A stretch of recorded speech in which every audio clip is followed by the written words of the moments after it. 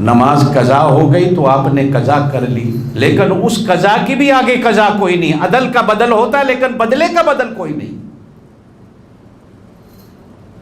میں نے کل بھی کہا تھا کہ کوئی کہے کہ جی قربانی کے بدلے میں صدقہ دے دو. او بھائی، صدقہ الگ عبادت ہے، قربانی الگ عبادت ہے. یہ نقل ہے ابراہیم علیہ السلام کی، اصل بچ گیا. اللہ نے نقل دمبے کے طور پر بھیج دی. اب اس بدلے کا بدل نہیں ہو سکتا، بدلے میں بدلہ ہی دینا ہے. کیا نبی پاک صلی اللہ علیہ وسلم کو نہیں پتا تھا اس وقت مدینے میں غریب کوئی نہیں تھے؟ اس وقت تو ایسے ایسے غریب تھے کہ نبی پاک خود بھی پیٹ پر پتھر باندھتے تھے، صحابہ بھی پیٹ پر پتھر باندھتے تھے. اما عائشہ کہتی ہیں 3 مہینے تک نبی کے گھر کے چولہے میں آگ نہیں جلتی تھی.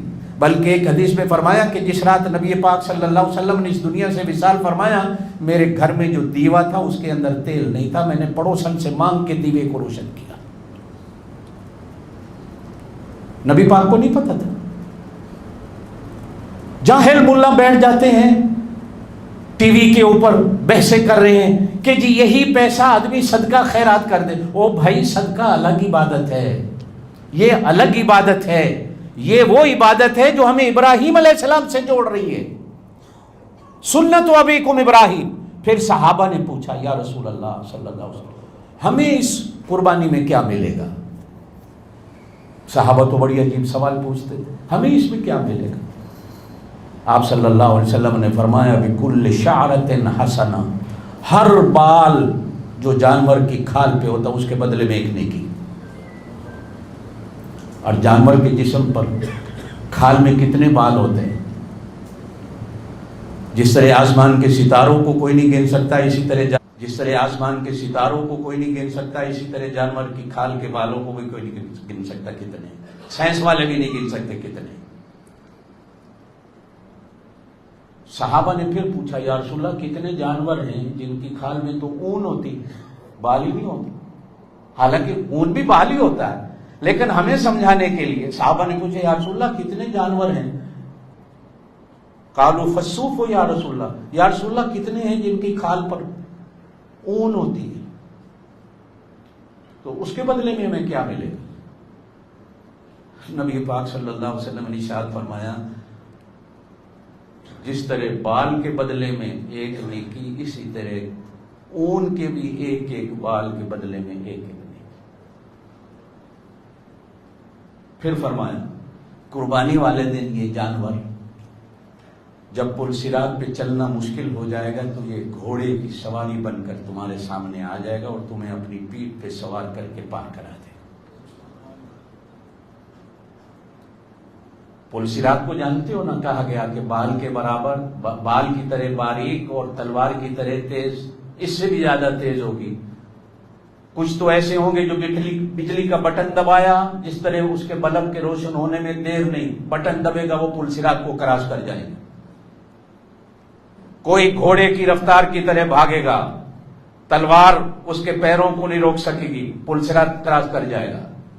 کوئی بیچارے رک رک کے گر نہ جائیں جیسے آپ اور میں، کبھی آدھے ادھر کبھی آدھے ادھر، کبھی تتر کبھی بٹیر، کبھی مسلمان کبھی ہندو، ہم سارے ایک جیسے ہی.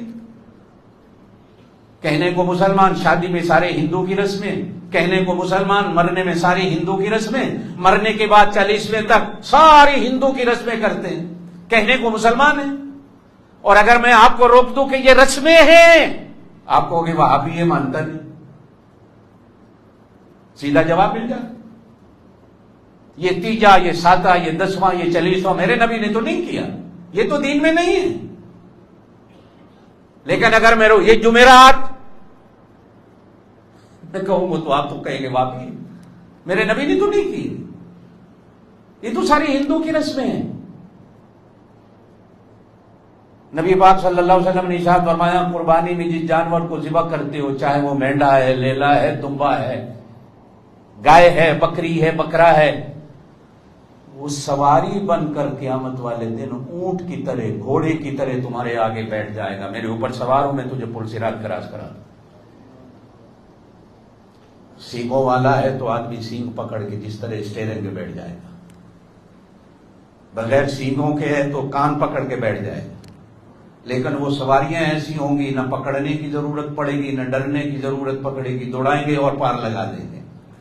میں نے کل بھی عرض کیا تھا کہ ایک آدمی مجھ سے پوچھتا ہے جی میں تو 40-50 سال ہو گئے قربانیاں کر رہا ہوں، پھر میرے لیے کون سا قربانی کا جانور سواری بنے گا؟ وہاں تو لڑائی ہو جائے گی، وہ کہے گا میرے اوپر سوار ہو، وہ کہے گا میرے اوپر سوار، جانور بھی لڑیں گے۔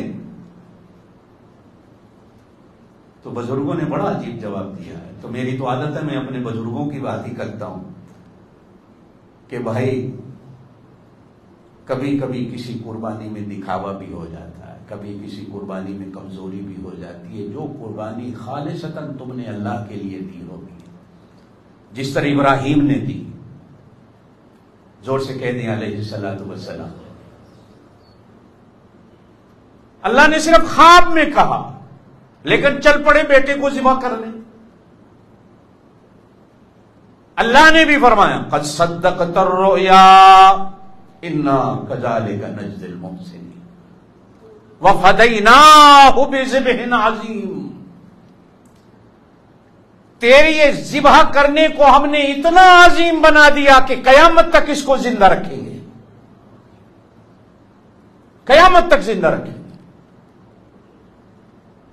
وَتَرَكْنَا عَلَيْهِ فِي الْآخِرِينَ سَلَامٌ عَلَىٰ إِبْرَاهِيمَ۔ یہ پیچھے جتنے آئیں گے نا تیرے بعد، سب میں ہم اس چیز کو چھوڑ دیں گے۔ قربانی کرو، ابراہیم کی سنت کو پورا کرو۔ میرے دوستوں، اللہ کتنا بڑا ہے آپ اور میں نہیں سمجھ سکتے۔ کہو اللہ سب سے بڑا ہے، بس بات ہے۔ اللہ سب سے بڑا ہے، ہر چیز سے بڑا ہے۔ اللہ کا نام ہر چیز سے بڑا ہے، اللہ کی شان ہر چیز سے بڑی ہے۔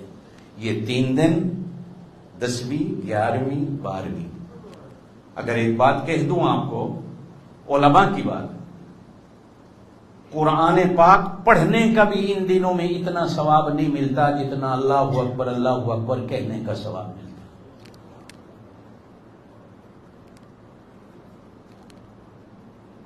ذکر و اذکار کرنے کا اتنا ثواب نہیں ملتا جتنا اللہ اکبر۔ کس لیے کہ اللہ کے نبی نے کہا، اللہ نے کہا ان دنوں میں مجھے کہو اللہ سب سے بڑا ہے۔ اللہ آسمان پر بیٹھ کر خوش ہوتے ہیں، فرشتوں سے پوچھتے ہیں میرے بندے کیا کہہ رہے ہیں، حالانکہ اللہ تو جانتا ہے، ہماری سن رہا ہے ہم کیا کہہ رہے ہیں۔ فرشتوں سے پوچھتا ہے اللہ یہ کیا کہہ رہے ہیں؟ فرشتے کہتے ہیں اللہ تیری بڑائی بیان کر رہے ہیں۔ اللہ کہتے ہیں گواہ ہو جاؤ، جو میری بڑائی کو بیان کر رہا ہے، میں نے دنیا میں سارے گناہ بخش دیے اور قیامت کے دن میں ان کو بڑا کر کے جنت میں داخل کر دوں گا۔